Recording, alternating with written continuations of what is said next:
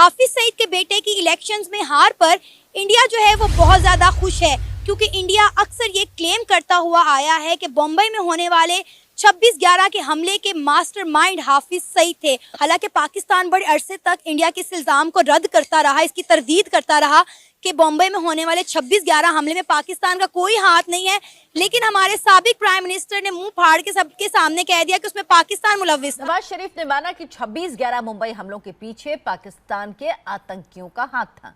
नवाज शरीफ ने यह भी माना कि पाकिस्तान में अभी भी कई आतंकी संगठन सक्रिय हैं। 26/11 का जो बॉम्बे में अटैक हुआ था उसके मास्टरमाइंड जो हैं वो हाफिज सईद हैं, इस पर आप क्या कहना चाहेंगे? उस पर तो मैं यही कहना चाहूँगा कि नवाज शरीफ साहब ने पता बता दिया था कि फलाना बंदा लाहौर का के इस जगह का बंदा है। हम अंदर ही हमारे बंदे ऐसे बैठे हुए हैं कि जो कहते हैं कि आ बैल मुझे मार, तो बाहर वाले तो फिर करेंगे इस तरह। ये क्या बयानिया है? ये क्या इंकशाफात देना चाहते हैं और किस शवाहिद की बात कर रहे हैं? पाकिस्तान पीपल्स पार्टी इस किस्म के बयानिए और इस किस्म के मौक़िफ़ को ना सिर्फ मुस्तरद करती है, लेकिन हम इससे भरपूर इख्तिलाफ। ऐसी बात प्राइम मिनिस्टर को नहीं करनी चाहिए थी फर्स्ट ऑफ ऑल, क्योंकि ये चीज़ें जो हैं I am quite 100% sure India की तरफ से कई ज़्यादा चीज़ें होती रहती हैं। कुलभूषण यादव था आई गेस, वो हमने पकड़ा, और भी काफ़ी। क्योंकि इंडिया की देखिए इमरान खान के हर किसी को करनी चाहिए, क्योंकि इंडिया की फॉरेन पॉलिसी वाकई में बहुत अच्छी है। जो सच है उनकी तारीफ करनी चाहिए। वो इंडिया इस वक्त दुनिया की पावर तरीन मुल्क है। सबसे पहली बात ये है कि ये लोग गलत नहीं है, हम लोग गलत हैं। तो काफ़ी टाइम से हाफिज सईद के लिए कह रहे थे कि हमें वो बंदा दिया जाए, और इस पे बड़ी कॉम्प्लेक्स सिचुएशन है देखा जाए तो, क्योंकि वहाँ ज़्यादातर पीटीआई के साथ है for Imran Khan. To the government and people of India, led by His Excellency Sri Narendra Modi and indeed our friend Dr. Jaishankar. Sir, जब इंडिया वाले जो है पॉलिटिकल प्रेशर बनाने के लिए अपनी साजिश काली शिवसेना का इस्तेमाल करते हैं, ठीक है जी, मजहबी जमातों को सामने लेके आते हैं, तो ज़रा फिर इन्हें भी कोई ना फेस चाहिए अपने कवर अप के लिए कि जी हमारे पास वैसा फेस मौजूद है, हम भी जो है प्रोपेगेंडा का सहारा ले सकते हैं। अमेरिका ही नहीं चाहेगा कि कोई दीनी जमात असेंबली में पहुंचे, उसकी मर्जी का कोई बिल पास करवाने से उसको रोक। ये बताइएगा कि इमरान खान साहब जो हैं वो हमेशा इंडिया की फॉरेन पॉलिसी को अप्रिशिएट क्यों करते हैं? क्योंकि इंडिया की देखिए इमरान खान के हर किसी को करनी चाहिए, क्योंकि इंडिया की फॉरेन पॉलिसी वाकई में बहुत अच्छी है। जो सच है उनकी तारीफ करनी चाहिए। तो हमारी फॉरेन पॉलिसी क्यों नहीं स्ट्रॉन्ग? हमारी होगी नहीं। आजकल हर कोई एक दूसरे के दुश्मन यहाँ बने हुए हैं, कोई इसे पीठ पीछे कुछ और तो मुंह में कुछ और। ऐसा क्यों हो रहा है? ऐसा इंसानियत खत्म हो गई है, बोलूँ। नमस्कार दोस्तों, हाल ही में पाकिस्तान में जो है इलेक्शन चल रहे हैं, जिसके बीच नवाज शरीफ जो है उन्होंने अपनी जो नई पार्टी बनाने का जो है ऐलान किया है, जिसके लिए जो वहाँ के युवा है वो सीधा सीधा मना कर रहे हैं। उन्होंने कहा है कि हम ये पार्टी नहीं बनाने देंगे और नवाज शरीफ पार्टी बनाना चाहते हैं, जिसकी वजह से जो है वहाँ पे दंगे भी हो गए हैं, जिसमें अकॉर्डिंग टू BBC न्यूज़ 3 लोगों की जान भी चली गई है, जिसकी वजह से वहाँ पे बहुत ज़्यादा दंगे उनको झेलने पड़ रहे हैं। और जो है नवाज शरीफ वो पार्टी बनाना चाहते हैं, दूसरी तरफ जो युवा हैं वो कह रहे हैं कि हम ये पार्टी नहीं बनाने देंगे। तो चलिए देखते हैं क्या चल रहा है पाकिस्तान में। तो चलते हैं पाक मीडिया की ओर। इमीडिएटली जो स्ट्राइक होता है, ऐसा लगता है कि वो दोनों डिफरेंट प्लैनेट्स में बैठे हुए हैं। जिस दुनिया के बारे में जयशंकर बात कर रहे हैं वो उसका कोई ताल्लुक ही नहीं है जिस दुनिया के बारे में शहबाज शरीफ। तो फॉर एग्जांपल आप अगर देखेंगे, सिवाय टेररिज्म के रेफरेंस को और कुछ कॉमन ही नहीं था दोनों की बातों में। That is the most striking point कि यू कैन सी के एजेंडा कितना बदल गया। और मुझे बड़ी शिकायत है कि जयशंकर साहब ने ना आपका नाम लिया, ना मेरा नाम लिया, ना पाकिस्तान का नाम लिया अपनी तकरीर में। He didn't talk about these issues। 2-3 साल पुरानी वो स्पीच लेकर आ गए, वही कश्मीर का मसला, फिर वही इंडिया के खिलाफ, और फिर वही फलस्तीन का मसला, और then he ends। तो basically he took 2 shots at India in the second part of the speech। पहला कश्मीर को लेकर, फिर दूसरा फिर इंडियन मुस्लिम्स को लेकर। तो पिछले जो 4 मेजर आइटम्स थी उनकी सेकंड स्पीच में, ऐसा लग रहा था कि he was advocating more for Kashmiris, advocating for Indian Muslims, advocating for Afghanistan, और पैलेस्टीनियन। अगर आप जयशंकर के कमेंट्स अगर अफगानिस्तान के बारे में आप कॉन्ट्रास्ट करें तो ही स्पोक वेरी ब्रीफली कि हमने इतने हजार टन उनको गेहूं दिए, हमने इतने हजार उनको वैक्सीन दिए टू हेल्प अफगानिस्तान। वेरएज यहाँ पे ये एडवोकेसी कर रहे हैं। इनफैक्ट जब पैसों की बात की उन्होंने स्पेसिफिक नंबर सिर्फ अफगानिस्तान के ताल्लुक से दिया, कुछ 4.2 बिलियन उन्होंने करता रहा, इसकी तरदीद करता रहा कि बॉम्बे में होने वाले 26/11 हमले में पाकिस्तान का कोई हाथ नहीं है।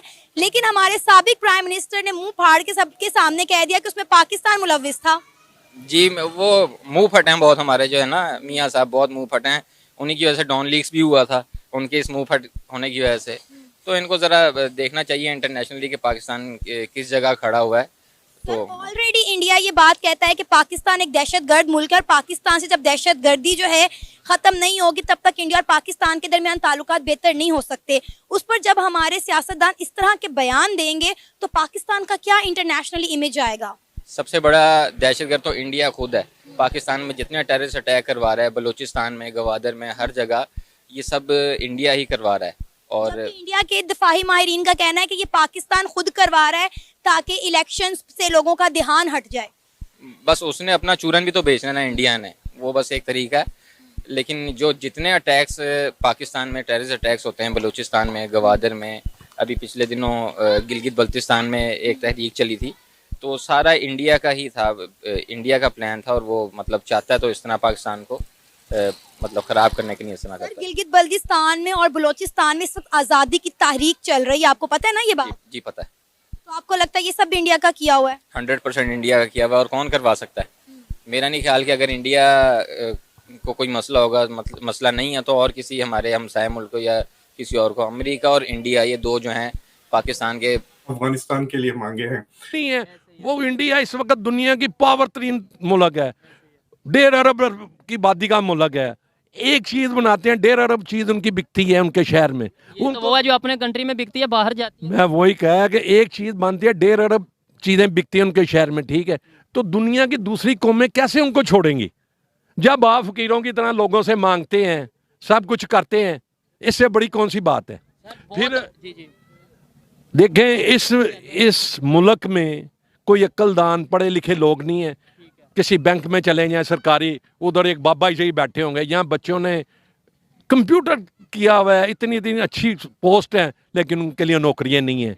ठीक है कि नहीं? ये चीज प्लेटफॉर्म मेरा ख्याल है जो टर्नओवर रहा है उससे तो मैं बहुत ज़्यादा सेटिस्फाइड हूँ। काफ़ी लोग जो मेरे दोस्त अहबाब थे उनके कहीं और सेंटर भी बने थे तो वो गए थे। लेकिन अगर वैसे देखा जाए तो मेरा ख्याल है कि लेवल प्लेइंग फील्ड नहीं मिली सारी पार्टीज़ को, उस लिहाज से मसले रहे हैं। अभी इंतखाबात के नताइज का ऐलान नहीं हुआ, लेकिन मुस्लिम लीग नून के जो कह लें लीडर हैं, हमारे एक्स प्राइम मिनिस्टर मियां मोहम्मद नवाज शरीफ, उन्होंने अपनी जीत की स्पीच भी कर दी, अपनी जीत का बगल भी बजा दिया। क्या कहेंगे? जी, उनका लीगली कहें तो बनता भी है, क्योंकि वो बाकी सब तो आज़ाद उम्मीदवार खड़े हुए हैं। तो आज़ाद उम्मीदवारों की तादाद बहुत ज़्यादा है। पार्टी वाइज देखा जाए तो पीपल्स पार्टी से बेहतर उनकी वोटिंग है, तो इस लिहाज से उन्होंने कर दी है। लेकिन देखें, मुझे तो लग रहा है कि मिक्स हुकूमत बनेगी, ज़्यादा चांस ही। बिल्कुल, उन्होंने ऐसा ही कहा है कि हम एक मखलूत हुकूमत बनाने की कोशिश में लगे हुए हैं और बाकी जमातों से जो है वो हमारी बातचीत हो रही है। अच्छा, इंटरेस्टिंग बात यह है कि NA 122 से हाफिज सईद के जो बेटे थे तलहा सईद, वो खड़े थे और उन्हें PTI के एक आज़ाद उम्मीदवार ने इलेक्शन में शिकस्त दे दी, उन्हें हार का सामना करना पड़ा है। हमारा हमसाया मुल्क भारत जो है हाफिज सईद के इस बेटे की हार पर बड़ा खुश है, क्या कहना चाहेंगे? जी, ऑब्वियसली वो तो काफ़ी टाइम से हाफिज सईद के लिए कह रहे थे कि हमें वो बंदा दिया जाए। और इस पे बड़ी कॉम्प्लेक्स सिचुएशन है देखा जाए तो, क्योंकि अवाम ज़्यादातर PTI के साथ है फॉर इमरान खान, और हाफिज सईद अगर उनके बेटे उनके अगेंस्ट खड़े हुए हैं तो ऑब्वियसली अवाम बेसिकली बल्ले को सपोर्ट कर रही है। तो क्वाइट नेचुरल ऐसा अगर हो गया। इंडिया ने कई बार जो है हाफिज सईद का मुतालबा किया है पाकिस्तान से, क्योंकि उनका ये इल्ज़ाम है जो कि अभी तक साबित नहीं हुआ, लेकिन हमारे prime minister, ex prime minister पर कई दफ़ा अब बयान भी दे चुके हैं। इंडिया ने कहा है कि जो बम्बई में 26/11 का हमला हुआ था उसके मास्टरमाइंड जो हैं वो हाफिज सईद है। जी, ये चीज़ें जो हैं I am not sure exactly कि इस पर एग्जैक्टली क्या इंटरनेशनल कोर्ट्स ने कहा है, उन्होंने क्या साबित किया है। लेकिन अगर सबूतों पे है बात तो पॉलिटिकल इंटरेस्ट को देखते हुए पाकिस्तान को इकदाम करने चाहिए ऑब्वियसली। अच्छा, अगर हम बात करें तो पहली बात तो ये कि पाकिस्तान इस इल्ज़ाम को ऑन ही नहीं करता। काफ़ी अरसे तक हम इसकी तरदीद करते रहे, लेकिन हमारे जो मियां मोहम्मद नवाज शरीफ है उन्होंने ऑन कैमरा कहा कि 26/11 का जो हमला हुआ था उसमें पाकिस्तान के दहशतगर्द मुलव्विस थे। क्या कहेंगे जब हमारे prime minister, ex prime minister अपनी नशिस्तों से उतर जाते हैं और फिर इस तरह की बयानबाजी करते हैं, तो पाकिस्तान को उस पर क्या असर पड़ता है? क्योंकि पाकिस्तान ऑलरेडी अगर हम देखें तो इंटरनेशनल लेवल पर हमारा कोई बहुत अच्छा इमेज नहीं है। मेरा ख्याल है ऐसी बात प्राइम मिनिस्टर को नहीं करनी चाहिए थी फर्स्ट ऑफ ऑल, क्योंकि ये चीज़ें जो हैं I am quite 100% sure India की तरफ से कई ज़्यादा चीज़ें होती रहती हैं। कुलभूषण यादव था आई गेस, वो हमने पकड़ा, और भी काफ़ी इश्यूज रहे। तो ये जो स्पाईवेयर है, ये सिस्टम सारे हैं, ये दोनों मुल्कों की तरफ से होंगे। आई एम नॉट डिनाइंग कि हमारी तरफ से कुछ नहीं होगा, लेकिन ये चीज़ें जो हैं प्राइम मिनिस्टर को ऐसे नहीं कहनी चाहिए। मैं ये राय रखता हूँ। क्या आपको लगता है कि इंडिया और पाकिस्तान के दरमियान कभी ताल्लुकात बेहतर हो सकते हैं? फ़िलहाल तो मुझे मुश्किल लग रहा है। उनकी तरफ से जो गवर्नमेंट है वो भी क्वाइट रिएक्टिव है, बीजेपी गवर्नमेंट। और पाकिस्तान से जब इमरान खान थे तो उन्होंने भी फॉर द गुड रीजंस उनसे ट्रेड बंद की, जो भी किया।